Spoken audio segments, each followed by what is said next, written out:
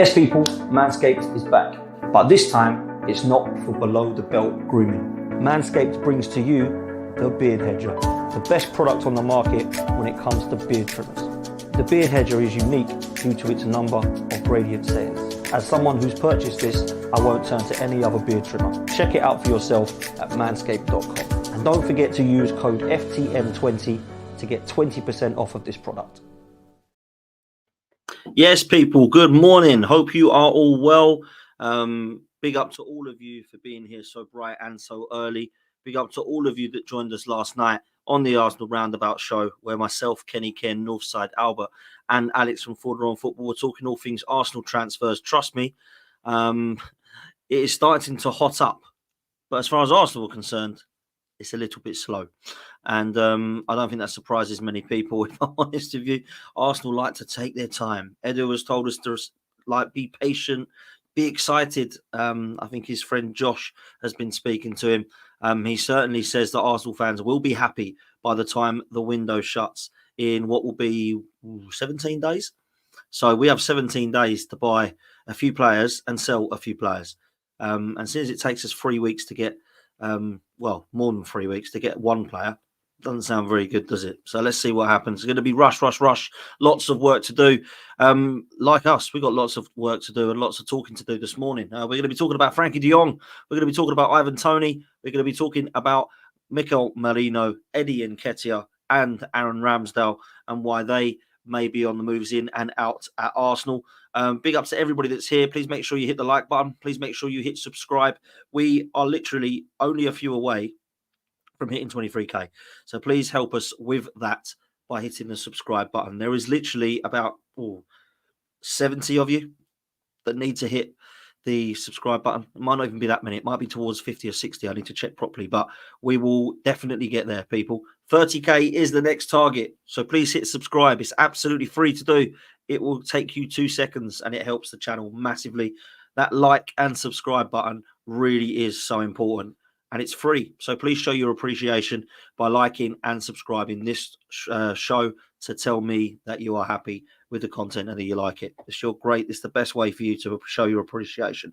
So thank you. Morning to the chat room. Dan, Victor, Will, Emerson, Nuances of Fire, Geordie Toon for Life. Hope you're all well. Martin, Alex from Fordham on Football, Ash, Welshao, Asak, Ronan, Mustafa, One Love, and, of course, everybody that I've missed in the chat room. Thank you to everyone for watching. Thank you to everyone for watching on Catch Up as well. Massively important that you are doing that as well, because this is the kind of time that most people are getting ready for work. Some people are on their way to work. Some people are working from home and got us on in the background. Big up to every single one of you, man. Please make sure you hit the like button and please make sure that you hit subscribe. Big up to Martin as well, who says, great show last night, Dan. Please make sure you go check it out. Talking about Edu and how long these deals are taking and why they're taking so long and why they could be stalling. Going to be talking about that as well. Good morning to Spartacus, who's just joined us, and everybody else in the chat room and everybody else that's listening. Almost 100 of you in here, so please make sure you hit the like button. Please make sure you check out Manscaped. And show them some love. Pinned in the comment, you will see 20% off link. If you click on that, it will take you to the website. Please make sure that you select the Beard Hedger and 20% will come off once you add it to your cart and go to the checkout. So please make sure that you show them some love as well. Okay, where are we going to start? We're going to start with a player that I would absolutely love at Arsenal, but he's not been linked with Arsenal. He is being linked with Manchester United, and Barcelona say he's for sale. Frankie de Jong. Now, obviously, he's got links with Erik ten Hag, and the Daily Mail are suggesting that Manchester United are going to reignite their interest in Barcelona midfielder de Jong, and they have had an opening 42.7 million bid rejected. La Liga giants are willing to sell, according to reports. Now, that is a pitiful bid, 42.7 million. I understand his wages are high, but trust me, people, the reason his wages are high is because of the agreement through COVID where he was owed money back. So now he is £700,000 a week. He's not going to get there anywhere else. But he certainly will ask for, I imagine, as close to 3 to 350 if he is to go to Manchester United, because that's what Marcus Rashford is on. I think he might even be on 375, Marcus Rashford. So he's going to ask for around about that money, isn't he, a week, if he is interested in a move to Manchester United. Now, Erik ten Hag is basically building the Ajax side of a few years ago. If you look at who they have actually got, Anana, Malacia, you look in the middle, De Ligt now, Lisandro Martinez, They're looking at Frankie de Jong. They've got Anthony. They've all got a link to Holland, or they've got a Dutch link. Joshua Zirkzee is another one. I don't really understand it. But listen, he'll be a phenomenal signing for Manchester United. He is a player I would absolutely love at Arsenal. I think he's one of the best ball carriers around. He's definitely a player who can 100% play in both the 6 and the 8. And I thought he was one of Ajax's best players. Now, since he's gone to Barcelona, I don't think he's been fantastic. I don't think he's been one of their best players. He's certainly a player that's done well, but I just don't think that it suited him at Barcelona. I think it would be a phenomenal move for Manchester United. Arsenal, they should be all over this one, in my opinion, for the amount of money that he could potentially be available for. Now, I think he could probably go for 60 or 70 million euros, and I think that would be a fantastic signing for a player who I don't think is very old. He's probably only about 24, 25 years old, I think, something like that. So, yes, this would be a phenomenal signing for Manchester United. And they're not stopping there. They want midfielders now. They're looking at defenders. Jared Branthwaite is still not dead in the water. They've got De Ligt, they've got Lenny Yoro, and they're also looking at the defensive midfielder, Manuel Ugarte, who at the moment is being left out of training from PSG. They have decided that he can go. Now, Manchester United did pull out of the race because PSG were asking for a lot of money, but it looks like they are still interested. Now, with Kobbie Mainoo, Mason Mount, and Bruno Fernandes all still at Manchester United, adding Frankie de Jong and Ugarte would be something special, along with the centre-halves that they're linked with. Manchester United really are building from the back. Now, if they are looking at anything at all after this, it will be, where are the goals coming from?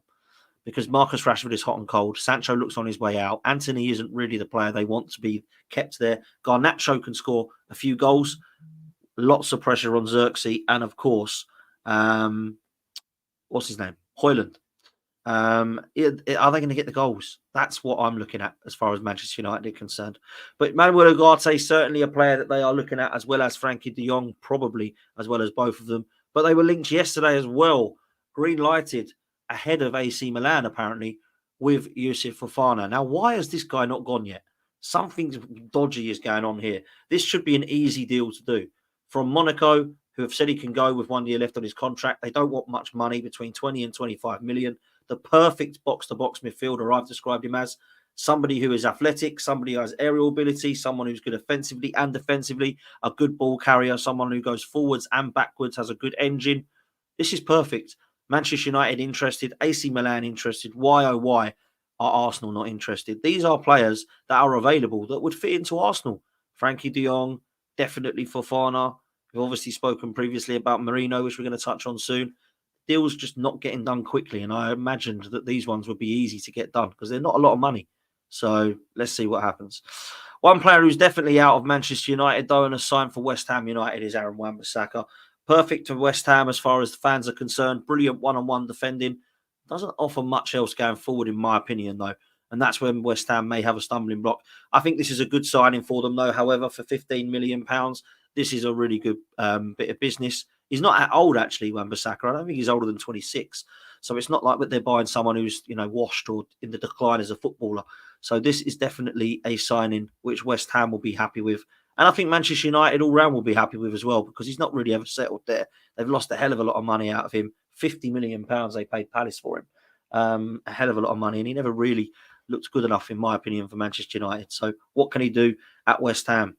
One player they are really randomly linked with, though, again, is the left-back Marcus Alonso. I have no idea why Manchester United want Marcus Alonso. They clearly want another left-back because Shaw and Malacia have proven they cannot stay fit throughout a season.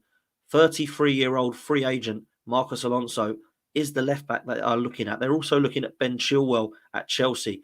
Why are they not looking at somebody like Tariq Mitchell at Crystal Palace? Why are they not looking at a left-back that comes in and starts? I mean, Mazraoui has been mentioned as the fullback that could play right and left. But let's be real, Marcus Alonso, that does nothing for me if I'm a Manchester United fan. I'm sorry, so slow, terrible to be honest, in terms of pace. And I think had his time. I mean, he was good under Kante, wasn't he, as a left wing back? Who did they have? They had Marcus Alonso at left wing back and then Victor Moses at right wing back. And they won the league with that. Crazy, really. Absolutely crazy. because I never thought either of them were that great. But sometimes they just fit into systems players. And maybe they see they can do something with him. I don't know. It's going to be interesting. Let's move to Ivan Toney. Now, they were linked with the Saudi League. Yes, there has been, but it doesn't look like he's going there. Brentford have said, according to the Independent, that they're holding out for £60 million for the 28-year-old England striker. He is being monitored by Chelsea and Manchester United. I've always thought Toney to Manchester United could be a thing. I've always thought. And I understand they've got Højlund and they've just bought Xerxes, but Xerxes is being rumoured to be moved across the front three. Højlund is the only centre-half they've got. Toney would start. Højlund would come on and prove that he's a little bit of squad depth. And obviously you've got Xerxes, Rashford and Garnacho as well. This would be a brilliant signing for whoever. I'm sorry, it would. A lot of people think he's overrated. He's not that great. He scored 20 goals for Brentford the season before last. He's also scored goal last season when he came back from his 8-month ban, like he had hardly been away. I think this is a good signing. I don't know why no teams are interested in him. Maybe it's an attitude thing. Maybe they don't like the fact that he's got the gambling side to him. I don't know. But this is a good signing for a team like Manchester United, who need a 9, like Chelsea, who need a 9. Dare I say it, like Liverpool, who need a 9. For me, he's better than Nunez, he's better than Højlund, and he's better than Nicholas Jackson. So whoever gets Ivan Toney, they've got a good striker who's going to guarantee them 15 to 20 goals.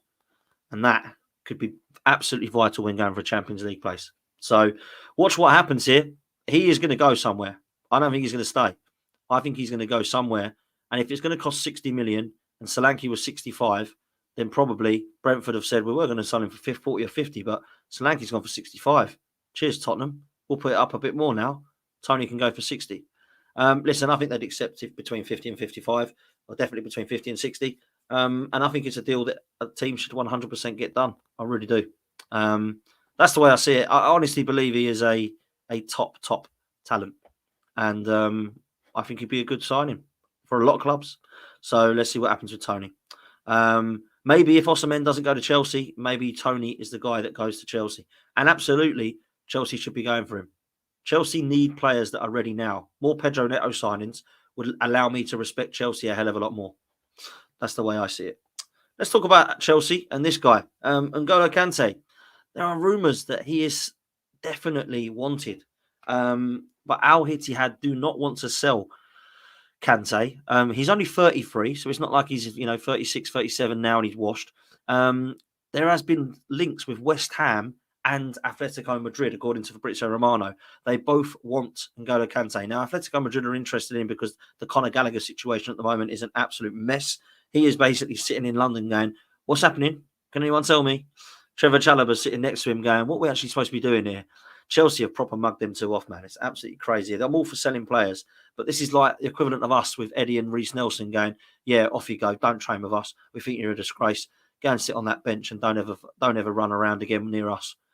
Absolutely shocking. Absolutely disgraceful to treat one of your own like that. But this is Chelsea. They are horrendous. Listen, Kante, he's going to be on a hell of a lot of money a week at Saudi. I'll be stunned if he wants to leave. If he does fancy coming back to the Premier League, it'd be a phenomenal signing for someone, because at the Euros, he did not look any different to how he was a few years ago when he was at his best. So for me, top talent. Probably one of the players I would say that I'd struggle to hate, even though he played for Chelsea. You know, you get those players that you respect, like I always did with Ryan Giggs, with Paul Scholes, with N'Golo Kante, with Kevin De Bruyne, David Silva. These are sort of players that I should hate, but I couldn't help but really like them. Steven Gerrard is another one. You know, you should be hating those players because they're dumping on your teams, but you can't sit there and do anything but admire how good they are. Kante was one of those. You know, I think he made that position his own. A phenomenal player, and one that I think deserves a hell of a lot of respect. So let's see if Kante stays or leaves. Someone who might be out of his way out of Crystal Palace, and he's not the only one, by the way. We'll touch on that in a minute. Leicester have made a £4 million offer for Jordan Ayew, 32 years old. Will Palace accept it? Well, Palace have got a lot of bids coming in for their players. Joachim Andersen from Fulham, Mark Guehi, Newcastle. Obviously, Adam Wharton being looked at by both Liverpool and Manchester City now. Eze being looked at by a number of clubs with a release clause of 60 million. Elise, who has left. Mateta being looked at by Aston Villa. And now Jordan Ayew being linked to Leicester. Are Palace going to keep any of their players? I understand why they're all being linked away. Surely they cannot sell Mateta, Ayew, Elise, Eze, Walton, Gehi, and Anderson. That is 7 of their best players. They would be down. They'd be relegated. It's crazy. They cannot sell them. So for me, Jordan Ayew, fair play. £4 million for Leicester, probably a good signing for them, probably good all round. And Palace can look to upgrade on someone or bring somebody through. They've obviously bought that Kamada guy, who they rate highly, to replace Elise. But let's be real, if they sell more than that, they are completely relegated, in my opinion. They sell them players, my goodness, they are completely and utterly done. And I don't think they will, because I know they can't, or they know that they can't. I think they know that they can't. But my goodness, let's talk about this player. Let me get his name right. It is Vitor Roque, or the R, I believe, is not pronounced. So it's Victor Roque. Vitor Roque is apparently linked with Everton and Bournemouth. Everton have had an offer of £24 million, including add-ons for the 19-year-old Brazilian striker, rejected by Barcelona. Now, Bournemouth are looking at him as well. Obviously, they've sold Solanke and have some money. If it's going to cost them £30 million, they've got Eddie, they've got Vitor Roque, or they've got Evan Nilsson that Bournemouth are looking at. So let's see what happens there. But this is a player linked with both Everton and Bournemouth. I don't know much about him. Barcelona, obviously not playing him, but he's a player that I think a lot of people are looking around. So let's see how exciting this player could be. That's for sure. Let's move to Liverpool now, because Endo, another player who hasn't been treated very well, in my opinion, is being left out. Apparently, Arne Slot does not want Endo in the number 6 in the pre-season. He's been playing Gravenberch and Curtis Jones in the 6 ahead of Endo. We all know the drama only 48 hours ago of Zubamendi rejecting Liverpool, and who are they going to go for now? Is it going to be Varela? Is it going to be Czech Decore from Palace, another one that Palace could lose? Or are they actually going to keep what they've got? Now, Liverpool are still apparently open-minded to selling Wataru Endo, and Celtic are apparently monitoring the player. So could he still leave? It would be absolutely embarrassing, wouldn't it, if Liverpool for 3 years running did not get a number 6 and they ended up selling Endo and still not getting one. This would be mad. They have to get a number 6. I think they'll end up getting one, whether it's Czech Decore from Palace, whether it's Varela from Porto, or whether it's someone that we haven't even heard of yet.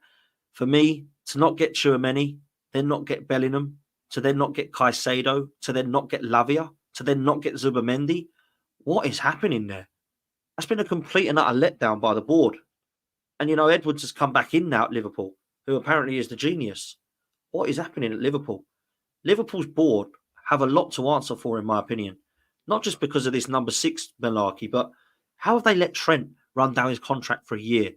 How have they let Van Dijk run down his contract for a year? What are they doing across their front three? Because they spent a hell of a lot of money there now. I'm not talking about Salah. I'm talking about 85 on Nunez, 47 on Gakpo. And how much was Diaz? Was he around the same million? 50 million? Jota, 40, fair play, but made of glass. But that's a hell of a lot of money to spend on their front three. Now, it wasn't long ago people thought Liverpool had the best attack. I understand they score goals, but do you want any of them players? I wouldn't want any of that attacking lineup at Arsenal other than Salah. Because Jota, as much as I think he's an unbelievable finisher, we've got a Trossard that plays just like him that's actually, in my opinion, a lot fitter. So I really don't think that Liverpool's front line is as scary as people used to think it was. So as far as I'm concerned, they have a lot to do. Liverpool have got to get a number 9. They've got to get a number 6. I still think they might need somebody to replace Szoboszlai because I don't understand what he does. They need another centre-half. They need another left-back. They ain't done anything. Liverpool at the moment, I still haven't finished in 3rd, but they're definitely not going to be in a title race, in my opinion, if this continues. That's the way I see it. So very, very interested to see what Liverpool do in the coming days and weeks, because they need to do something. Let's move to Arsenal, shall we? We might as well move to Arsenal and talk about this guy, because this is taking way too long now. I do not understand what is going on between Real Sociedad and Arsenal. Now, it looks as if there is definitely some, what's the word? negotiation that needs to be done by Edu and Real Sociedad. And the Independent are suggesting that Arsenal and Real Sociedad are still some way apart over the structure and amount of deal on Merino's proposed transfer. It's a negotiation that could yet go to the end of the window. Why? Why? Why is this going to the end of the window? Let me share with you something that was quite embarrassing, actually, and I shared this last night on stream. I do not understand why this has taken so long when it's a player that has apparently only tops 30 to 35 million pounds. This is not a player who is one of their best talents that they don't want to lose, that we're trying to get him for 80 or 90. This is not Declan Rice. This is Mikel Merino. And Miguel Delaney is saying that Arsenal and Sociedad are still some way apart over the structure and amount of the deal on the proposed transfer. Sociedad are holding out for 35 million euros, while Arsenal have been aiming to pay closer to 25 million euros. And the most embarrassing thing, I think, is this. While Merino wants to go and everything is seen as clear on his side, Arsenal have been enduring slow negotiations over the price and paid instalments. Yes, you heard it right, instalments. Arsenal would prefer to spread any agreed fee over 3 years, whereas Sociedad want much up front. Now, if you remember, this happened with Declan Rice last season, but I understood why, because it was £105 million that we wanted to pay over a period of years, which I get that. Why are we trying to get a £30 million midfielder and pay it over 3 years? So we want to give Real Sociedad between £8 and £10 million each year. I can understand why Sociedad are like, hang on a minute. No, we want the money here, like up front. He's only 25 million. We're not talking about it being 200 and you pay us over 3 years. So for me, again, this is us mucking around. Why can't we get this done? When it takes a club like Chelsea 2-3 hours to get Pedro Neto linked to signed, you know it's something wrong with Arsenal. You know it's something wrong with the club. Why are we taking so long with Mikel Merino? I thought this was someone who wanted to come to Arsenal, that has agreed personal terms.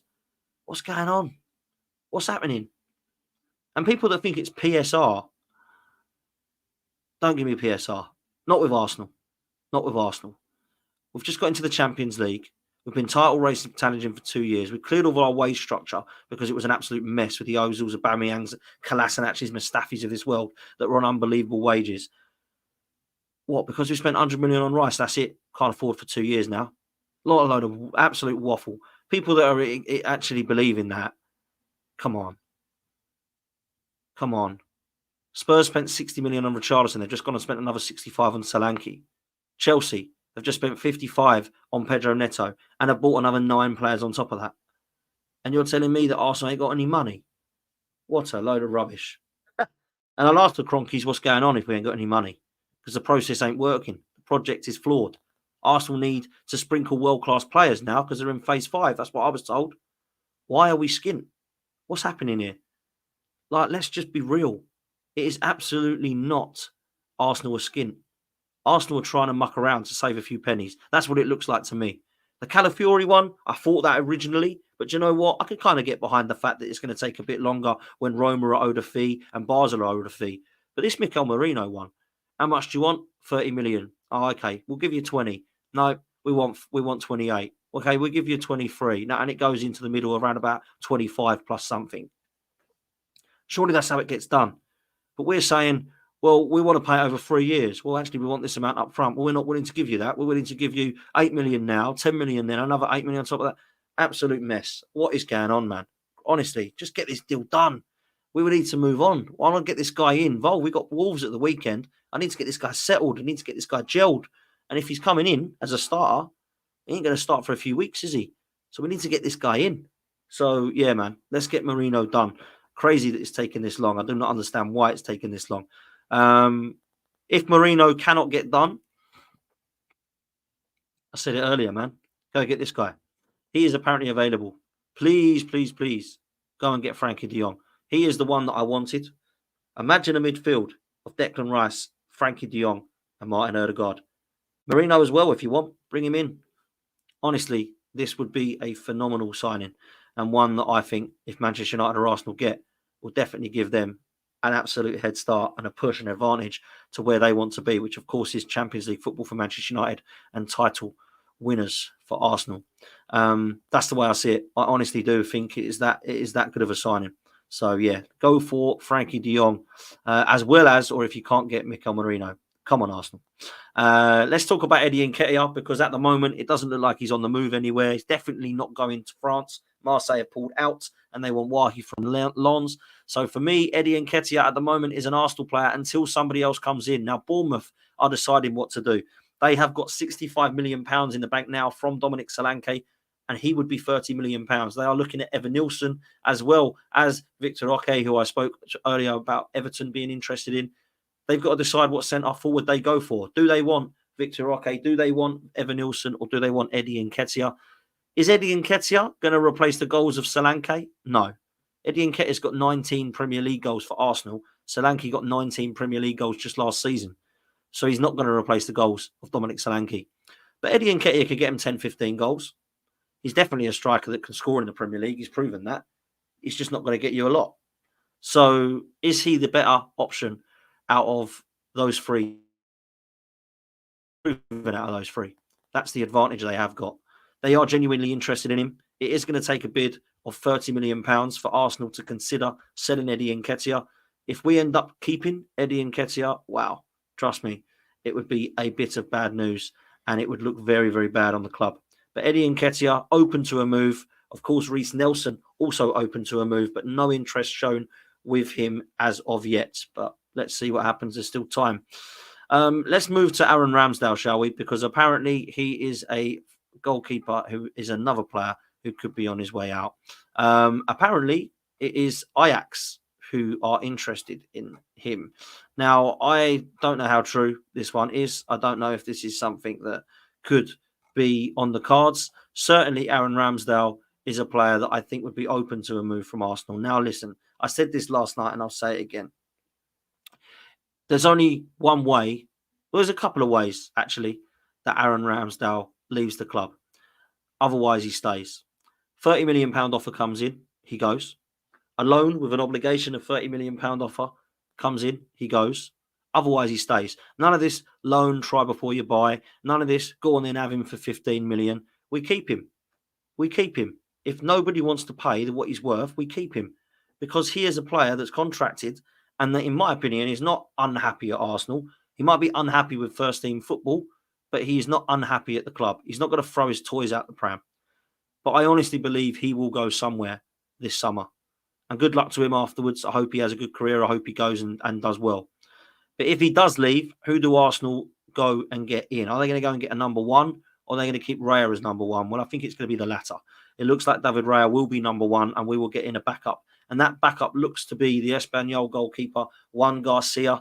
Apparently, they've already lined up a deal to get Juan Garcia from Espanyol if Aaron Ramsdale is on the move. Now, at the moment, Aaron Ramsdale is not on the move. There's interest from Ajax, Wolves, Southampton, Forest. All those clubs in the past have said, could we take him on loan? But I don't think they want to pay the obligation fee, which is around 25 to 30 million pounds. For me, I understand why Aaron Ramsdale would want first team football. But if we do not get a sensible bid that comes in for him, please do not sell him. Because I understand he wants to go and it's not fair on Aaron and he needs first team football and it's out of order. It's not out of order on the club though, is it? The club are keeping two good goalkeepers. So if Raya gets a broken finger or is, I don't know, sent off and suspended, who the hell do we have in goal if we haven't got Ramsdale? Now, Juan Garcia might come in and I don't know anything about him. He might be a good backup goalkeeper. But let's be real. He's going to be the same as Matt Turner, Matt Ryan.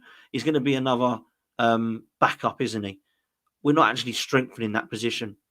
So the only way we can actually strengthen that position is to go and get a number one, which we ain't going to go and do. David Raya is the number one that we want. I don't believe he is an unbelievably world-class player, but I do think he's a player that is good enough for a number one goalkeeper at Arsenal for now. I just don't think long-term he is the best. He's not an Alisson or an Edison for me. So the goalkeeper situation, we're still kind of looking at 5 years on. On the show last night, I went through all the goalkeepers that we've had at Arsenal. From Leno and Martinez when Arteta first arrived, buying in Runnison, Matt Ryan, if you remember, Matt Turner, obviously, then bringing in Ramsdale and Raya. There's been a lot of goalkeepers we've had, a lot of goalkeepers. And And Emi Martinez was probably the best one that we got rid of right at the start. So we have to be real about that one. Arsenal are in a position where with a few days to go before the season starts, we need to get this business done. And Arsenal are mucking around.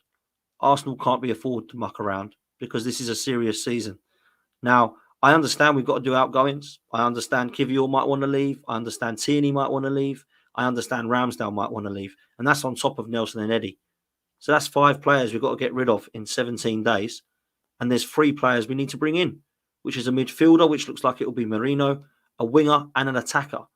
Are we going to get all that done in 17 days? 5 outs and 3 ins? At the moment, it's taken us 3 months to get 1 player in. So what is going on? Real talk. I'm not panicking. I'm not having a meltdown like people want me to. But trust me, I'm going to wait until that window shuts and I'm going to assess it. And if we're short, I'll call the club out again and say, why are we short again? ? If we've done everything right and we've got the brilliant winger in that we all want, we're excited about, has to be like an Eze or Leroy Sané. If we get a striker in that we think is a good one, like Victor Gyökeres, even if it's Ivan Toney, I'll be happy. Now, that's the other thing we could do. Go up to Palace and say, look, we want Eze. We will give you X amount of money plus Reece Nelson.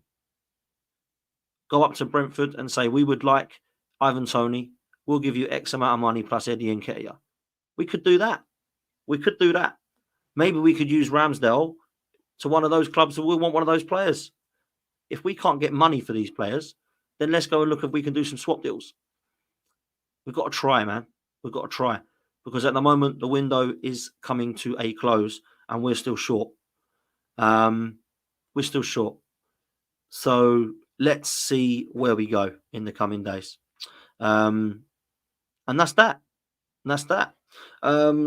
Listen, I will be back later on. I've got an unbelievable show tonight at 8 p.m. It's one that I've been looking forward to, and I know that you guys will look forward to it. It is myself. It's Dan Lawless. It's D. It's Guna Lee. It's Don, and it's Deji. There's 6 of us, and it's called This Is London, and we are back every Wednesday at 8 p.m. Of course, when the Champions League comes back, we'll be moving it to a Tuesday or a day where Arsenal aren't playing. And trust me, it's going to get heated. It's going to be spicy. It's going to be fiery. The panel are electric. The chemistry is absolutely insane. And trust me, it's going to get very, very heated. There's a lot of controversy with us 6. So that will be a good show tonight, 8 p.m. So make sure you hit the like button. Make sure you subscribe. Make sure you hit the notification bell so it tells you when we are on so you never miss a show. And make sure you show Manscaped some love. We need to get the likes up because there's well over 400 people in here. And at the moment, we've only just got over 100. That means we need to get over 200. So please make sure that you do that. And yeah, we will see you next time. Take it easy. And as always, up the Arsenal. Latest, people. Yes, people, Manscaped is back. But this time, it's not for below the belt grooming. Manscaped brings to you the Beard Hedger, the best product on the market when it comes to beard trimmers. The Beard Hedger is unique due to its number of gradient settings. As someone who's purchased this, I won't turn to any other beard trimmer. Check it out for yourself at manscaped.com. And don't forget to use code FTM20 to get 20% off of this product.